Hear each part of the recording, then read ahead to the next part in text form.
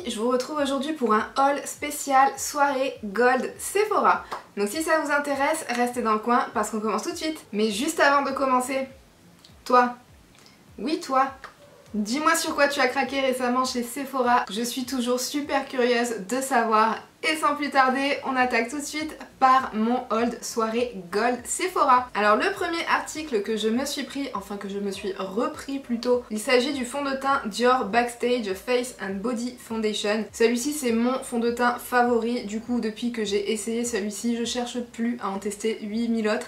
Parce que tout simplement celui-ci il fait très bien le job, c'est un fond de teint qui va bien unifier la peau tout en restant assez léger et assez imperceptible. J'aime pas les fonds de teint qui sont visibles en fait sur la peau, avec celui-ci c'est pas le cas. Moi j'ai une peau qui est mixte à grasse et avec celui-ci j'ai pas spécialement de problème, il ne me garde pas non plus mat toute la journée, mais je n'ai pas de problème de brillance excessive au bout de 2 ou 3 heures. Donc celui-ci, mon fond de teint chouchou, moi j'ai la teinte 3W et si je me le suis pris pendant la soirée Gold, c'est parce que ces fonds de teint-ci ils ne passent plus avec les codes promo de moins 25% habituels chez Sephora. Je sais pas pourquoi, il y a toute la marque Dior qui passe avec les codes promo Sephora, sauf ce fond de teint-ci. Ils l'ont retiré des codes promo, je sais pas pourquoi, mais bon. Voilà quoi, donc du coup je profite des soirées Gold pour me refaire mon stock. Prochain produit que je me suis pris, il s'agit de la palette Hot Fix de chez NARS, c'est la palette pour le teint. Alors moi je suis en général toujours une grande fan des produits de chez NARS qu'ils sortent dans ce genre de packaging en édition limitée. Déjà je trouve que les packagings sont magnifiques, même s'ils sont extrêmement difficiles à ouvrir. Non mais je vais pas y arriver hein, je vais y laisser un ongle. Ah mais j'y arrive vraiment pas. Eh mais NARS, qui fait les packaging chez vous? Non mais sérieux. Vous pouvez pas être sérieux avec ce genre de fermeture, c'est n'importe quoi. Voilà, la petite palette se présente comme ceci. À l'intérieur, vous avez 3 poudres blush et une poudre highlighter. J'ai tendance à trouver que les poudres pour le teint de chez NARS sont absolument magnifiques. Cette palette-ci, quand je l'ai vue, voilà quoi hein. C'est des teintes que j'adore, c'est des teintes que je pense la plupart des gens aiment porter pour le quotidien. C'est des teintes qui sont super faciles à porter pour le quotidien. C'est des teintes qui sont assez neutres avec un petit penchant sur l'abricoté. Vous avez un blush lumineux à l'intérieur qui est vraiment magnifique. Le highlighter aussi, c'est un champagne doré qui a l'air vraiment super beau. J'ai super hâte de la tester. Et là j'ai fermé la palette. Mais pourquoi j'ai fait ça? Pourquoi est-ce que je l'ai fermée? Non mais c'est abusé cette palette.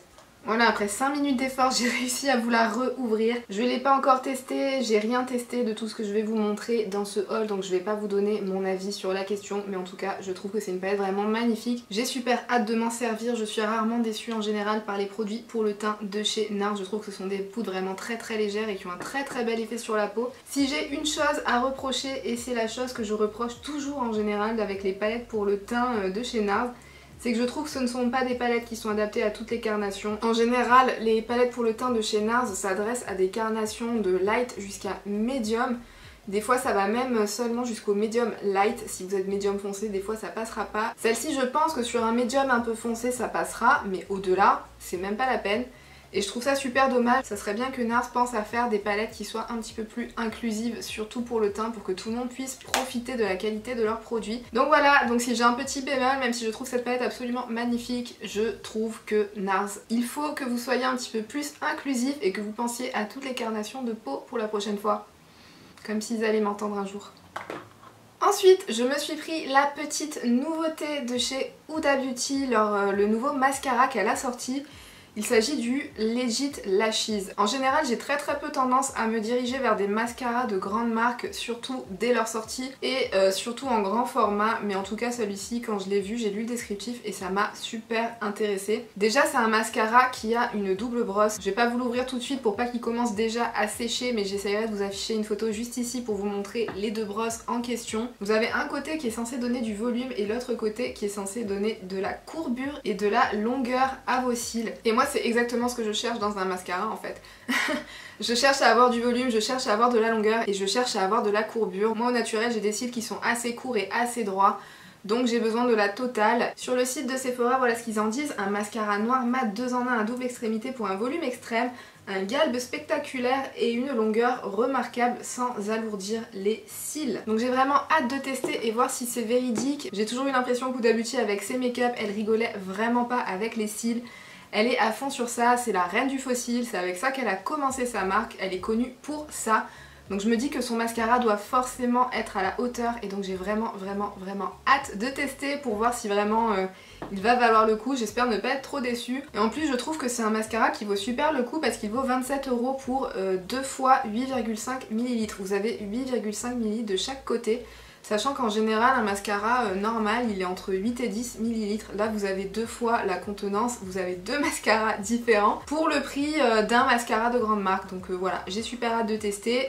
Je vous en dirai des nouvelles, ça c'est sûr. Ensuite je me suis pris un truc que je pense absolument tout le monde a pris.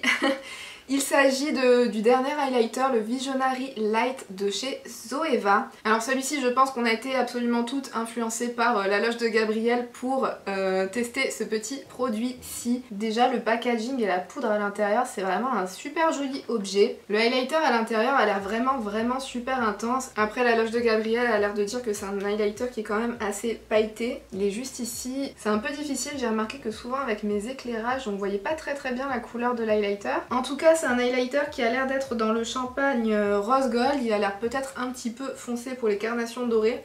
Effectivement, quand je le regarde comme ça a l'air d'être un highlighter qui contient des micro paillettes à l'intérieur, donc à voir, je le testerai en tant qu'highlighter. En tout cas, la loge de Gabrielle en avait parlé pour une application en tant que fard à paupières et ça donnait vraiment super bien sur ses yeux.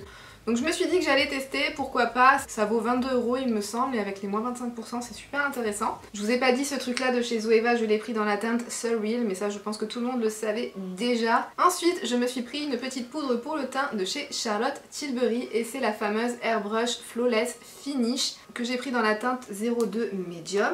Alors celle-ci je vais pas m'éterniser dessus, hein. Il s'agit d'une poudre pour le teint qui est censée vous donner un effet vraiment flawless, un effet airbrush, un effet un petit peu filtre Instagram sur votre peau. Je suis vraiment pas mal curieuse de la tester et en plus ça c'est un produit que j'avais vraiment pas prévu de me prendre. À la base, chez Charlotte Tilbury, j'avais envie de me prendre le bronzer, le nouveau bronzer qu'elle a sorti, le Airbrush Bronzer justement. J'étais vraiment super intéressée par ce bronzer, autant par le packaging que par la poudre.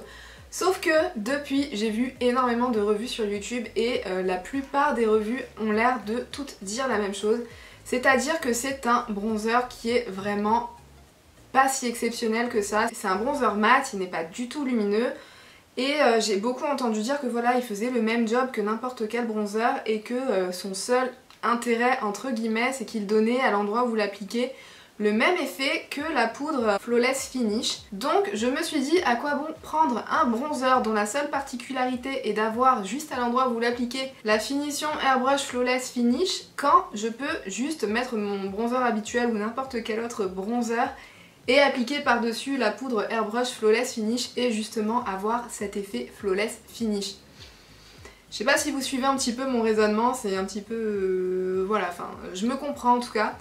Du coup, mon choix il s'est plutôt reporté là-dessus. Les revues sur YouTube du bronzer m'ont vraiment découragée, surtout pour le prix. Et je me suis dit que du coup il valait mieux investir dans cette petite poudre que absolument tout le monde a l'air d'adorer. Et je me suis dit que j'avais envie de voir un petit peu, j'avais envie de tester et de voir pourquoi tout le monde vante les mérites de cette poudre. De comprendre un petit peu pourquoi tout le monde chante ses louanges et de comprendre pourquoi cette poudre a autant fait le buzz. Donc voilà, maintenant elle est enfin en ma possession. Elle coûte hyper cher, j'ai pas envie d'y penser, je l'ai eu avec moi 25%. Maintenant on oublie. Ensuite, je me suis pris un produit que je pense aussi tout le monde s'est pris. Il s'agit des tout nouveaux derniers blush crème de chez Fenty Beauty. Moi j'ai pris la teinte 10 Rosé Latte. Ces blushs-ci au début ne m'intéressaient vraiment pas du tout parce que moi j'ai pas tendance à trop aimer utiliser des produits crème et surtout pas des blushs en fait. Mais voilà, on en a tellement entendu des bonnes choses sur ces petits blushs-ci que c'est pareil, je suis un mouton et j'ai eu envie de tester, c'est tout. À la base la couleur que je voulais, je sais plus comment elle s'appelle, c'était la couleur orange avec des nacres dorées à l'intérieur, c'était celle-ci que je cherchais mais elle est en rupture de stock depuis des semaines. Donc du coup à la place j'ai jeté mon dévolu sur la teinte Rosé Latte qui est juste ici. Je me suis dit que pour l'été ça serait une teinte plutôt sympa pour donner un joli effet un petit peu coup de soleil sur les joues. Voilà, je vous la montre un petit peu estompée. C'est un joli rose marronné très chaud. Je pense que ça donnera juste un très bel effet bonne mine et un effet joues qui ont pris le soleil pour l'été. Donc pourquoi pas, en attendant que la teinte orange avec des nacres dorées revienne en stock. Au moins ça me permettra de me faire un avis sur la question et de voir si ces blushs valent à ce point le coup. Ensuite, je me suis pris aussi une nouveauté de chez Becca. C'est le dernier highlighter qu'elle a sorti. C'est un highlighter en format liquide. Il s'agit des BK Ignite Enlumineur Lumière Liquide. Moi j'ai pris la teinte Passion. Cet highlighter depuis sa sortie il m'intriguait énormément, déjà de par son format. Je trouve que la bouteille est vraiment énorme pour un highlighter. Après c'est pareil, on a vu beaucoup de choses sur YouTube, beaucoup de bonnes choses à son propos sur YouTube. Mais voilà, comme je vous disais, les produits en crème et les produits liquides, c'est pas nécessairement ce que j'applique le plus sur mon visage. Et en plus j'avais vraiment envie de voir... j'avais envie de voir les teintes et j'avais envie de voir ce qu'il donnait. Déjà le truc il sent le sucre, il sent le caramel, c'est un truc de fou. La couleur je la trouve vraiment très belle et l'highlighter aussi a l'air magnifique. Après ce qui est dommage c'est que c'est un format pompe et que vous en avez à chaque fois une énorme quantité qui sort. Mais en tout cas voilà, il a l'air hyper métallisé, il a l'air de super bien réfléchir la lumière, donc j'ai vraiment hâte de voir ce qu'il va donner sur la peau. Si c'est le genre de highlighter qui va bien s'estomper et qui va avoir un effet vraiment imperceptible au niveau de la matière sur la peau, vous pouvez l'appliquer aussi bien sur le visage que sur le corps. Donc pour l'été je pense que ça peut être vraiment très sympa. Donc voilà, pour ce petit truc aussi, j'ai fait le mouton et je me le suis pris pendant la soirée gold. Et enfin, mon dernier énorme craquage de cette soirée gold. Je me suis pris justement la palette Gold de chez Natasha Denona. Alors vous allez me dire pourquoi l'avoir pris à la soirée Gold, parce que Natasha Denona c'est pas nécessairement une marque exclue. Effectivement, alors je vous la montre vite fait parce que vous l'avez déjà énormément vue, donc c'est pas du tout une nouveauté, donc voilà, je pense pas que ça intéresse énormément de monde. Maintenant, en fait à la base c'était pas une palette Natasha Denona que je voulais, c'était une palette Pat McGrath. Je voulais me prendre la Mothership 5 et... j'ai pas pu en fait. J'ai beau trouver les teintes magnifiques, j'ai beau regarder les vidéos YouTube et trouver que les effets de ces fards sont merveilleux, j'ai beau entendre de partout que la qualité est exceptionnelle, j'arrive pas à justifier le prix de 131 € pour 10 fards à paupières. Surtout sachant que des palettes de fards à paupières j'en ai quand même pas mal. Donc je sais très bien que la palette Pat McGrath ça n'aurait pas été une palette que j'aurais utilisée si souvent que ça, parce que j'aime bien quand même alterner et faire une rotation dans toutes mes palettes. Ça allait pas être un investissement suffisamment rentable pour moi par rapport à ma façon d'utiliser le make-up au quotidien, par rapport à ma façon de gérer en fait ma collection de maquillage. Donc du coup je l'ai retiré de mon panier, mais au tout dernier moment j'ai rajouté la palette Gold de Natasha Denona.